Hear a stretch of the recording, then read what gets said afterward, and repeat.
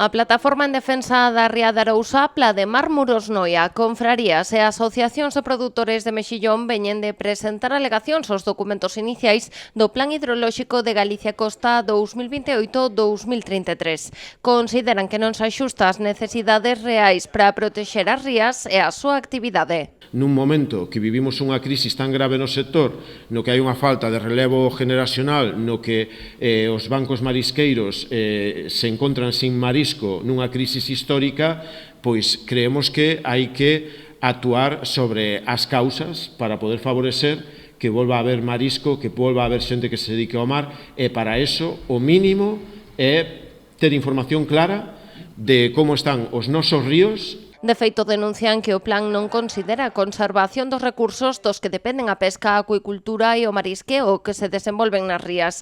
Reclaman que estas actividades sexan recoñecidas en iguais condicións que os usos de augas doces.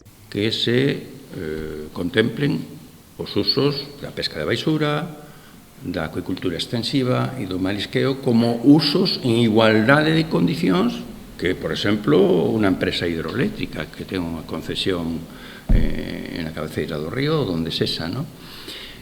¿Qué quero dicir con isto? Que estamos excluídos e, por tanto, non contemplan medidas para resolver os nosos problemas.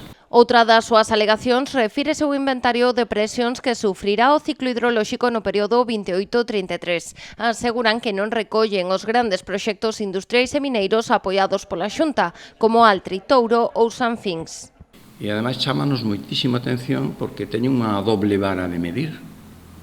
Por unha banda, informan favorablemente a macrocelulosa de Altri, dicindo que é acorde á planificación hidrolóxica, que é compatible, e, por outro lado, a excluen como presión, non a contemplan como presión.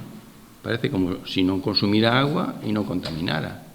Finalmente, alegan tamén contra a falta de transparencia que marca din a xestión de augas de Galicia. Denuncian, por exemplo, que non ofrece información de cuestións como os usos, os permisos de obras ou as verteduras, nin achega datos en tempo real do estado das augas.